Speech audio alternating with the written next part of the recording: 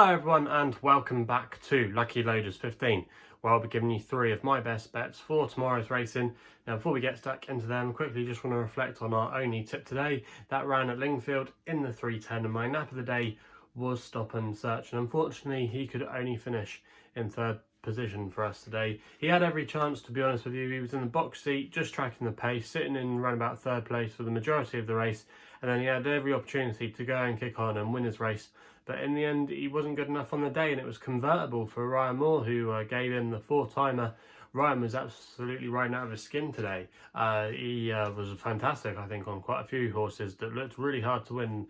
Gurkha Girl, I remember she had to be niggled along early on. And also as well, Crackling for Martin Mead. That horse didn't look particularly straightforward either, and it was just a exhibition performance today, really, by Ryan, you know, and fair play to him on convertible. I didn't think convertible would reverse the form of our selection, you know, but yeah, he gave that one a good ride today. So yeah, a little bit frustrating there, you know, but away from that, I really didn't fancy too much today. So yeah, unfortunately, we couldn't have a winning nap on Saturday. But yeah, moving on, we go then on to tomorrow's racing for Sunday. Some decent racing tomorrow if they all get the green light. I know Exeter is meant to be having an inspection in the morning, but looking at the BBC weather app, the good old BBC, if they're to be relied upon, they should be going ahead really with this meeting, in my opinion. The temperatures there are around about 3 or 4 degrees currently at the time of recording, and you would have thought that would be enough to warm it up, and by the time they are inspecting in the morning, it'll be double that. It's going to be about 6 or 7 and could even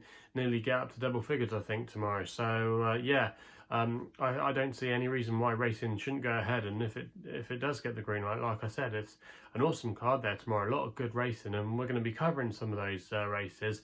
So let's get stuck into it then. We're going to be going with my nap for the first tip, which runs in the 340 at Exeter. This is a veterans race, and I'm going to be going with West Approach as my nap tomorrow. You can currently back this horse at 11-2 at the time of recording for Harry Cobden and Colin Tizard. Now this horse, he is a little bit of an old boy now. He is getting on, he is 11 years old, but this is going to be the first time he's ever run in a veterans race during his career, but he brings quite a lot of class to the table, and he's now back down to a workable mark of 147. If you go back through the form book to his first run of this season, he bumped into Frodon off that mark, who we've seen go on to win King George, you know, so obviously that's a pretty strong piece of form in the context of this race. And if you go back further, he's done pretty well in some decent handicap chases in recent years, so he is a bit of a class act, this horse, but he does struggle to win from time to time. But maybe going into a race of this nature, it might just suit him. Also as well, the Tizard stable obviously were well known for going through a really rough patch in the last couple of months, but in the last week or so, it does look like that stable's fortunes have changed for the better. They had their first winner at Wincanton just over a week ago. They had Native River win for them last week.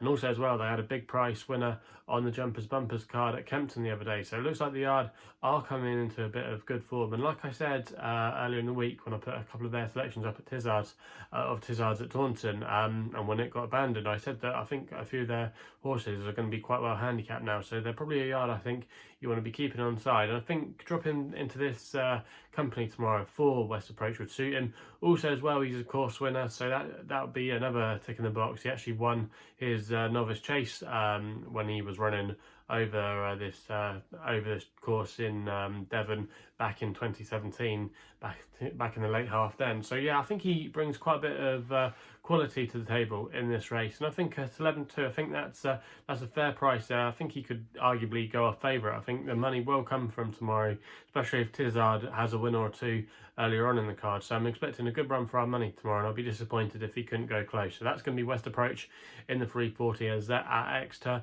as my nap of the day. We then go to the next race where we're going to be going with my next best here, which runs in the 410, a Potom's Network qualifier, obviously, for the series final at Cheltenham. And I'm going to be putting up, again, another horse who I expect to be vying for favouritism tomorrow, and that's going to be Champagne Platinum. Now, you can currently back this horse at the time recording at 13-2, and I'm going to recommend an each way selection here, and that price was available with Betfair and also as well Paddy, who are paying 5 places on the race. I'm going to recommend a 0.5 each way selection, and I think this horse has got a really good chance in this race tomorrow and has got a lot of untapped potential still, especially over hurdles. Now, if we look at this horse's profile, he's trained by Nicky Henderson, and Nico de Boinville is booked for the ride tomorrow in the colours of JP McManus. And this horse, I know they've always thought quite a lot about him. He actually won, I think it was at Newcastle on his hurdles debut, and JP McManus and Henderson always like to send one of their better types up there for that novice hurdle, and he was a good winner that day and he looked a classy sort. But going over fences, things didn't quite transpire for him. You know, his best effort last year arguably came when he ran a respectable 7th place in the Kinmure, but before that it really did look like he was out of love with the game. But going back over hurdles last time on his seasonal debut, I actually put him up here on my YouTube channel that day because I thought he was well handicapped, and I still do. I thought he ran a really good race. He travelled into it, but he then just didn't find as much. But I think going up to 3 miles would really suit him. He's really unexposed over the trip still, and the race at Newbury has worked out not too badly because you had the 2nd place horse in there of Paul Nicholls called Amiens de Mui. That horse has run in some good handicaps since he actually placed or made the frame in the Lanzarote, and also as well I think it was Jacomar, the 4th place horse that day, has come out and won since on his next start. So the form from that race doesn't look too bad. He was nudged up a pound by the handicapper to a mark of 138. I still think that is a very workable mark for him, and this horse, if he wants to go to Cheltenham, he's up there with the betting for this race at the moment last time I had a look. But yeah, if he was to go close in this race, he should get his qualification for the Potemps. I think he has to finish in the first 6. I know it's a big field tomorrow, but I think that will suit him. And I think if Nico de Boinville gives him a patient ride, you know, gets him settled, I think, like I said, he's got quite a bit in hand off his mark, and I'd be disappointed if he couldn't go close tomorrow.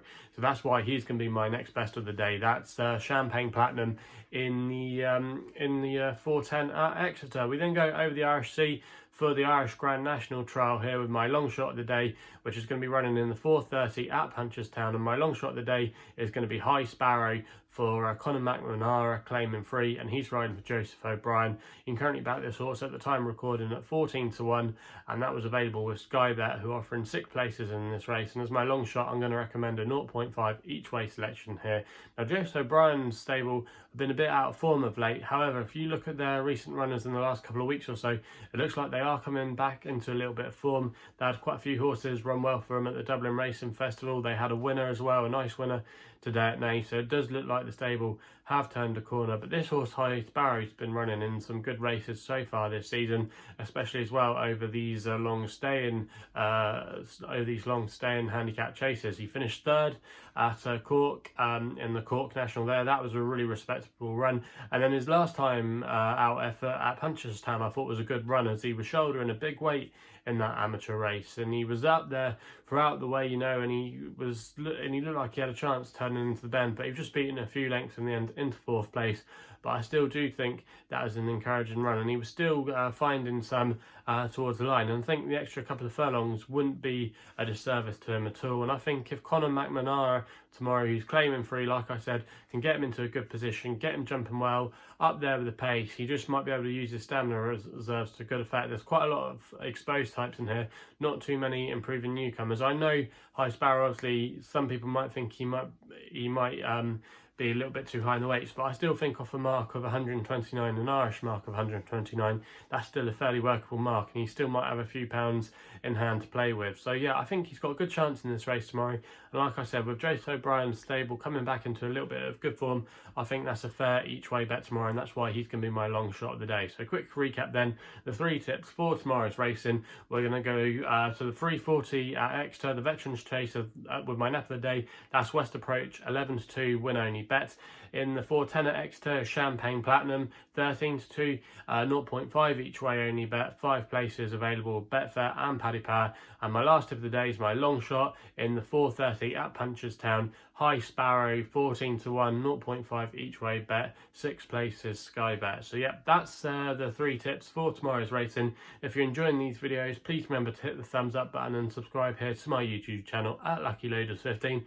Also as well, if you want to follow me on social media, the best place to do so is on Twitter, where my handle is at LuckyLoader15. And if you want to know a little bit more about myself, my website address is www.chrisloaderracing.co.uk. So please gamble responsibly. Hopefully we can have some winners tomorrow, and we'll be seeing you soon.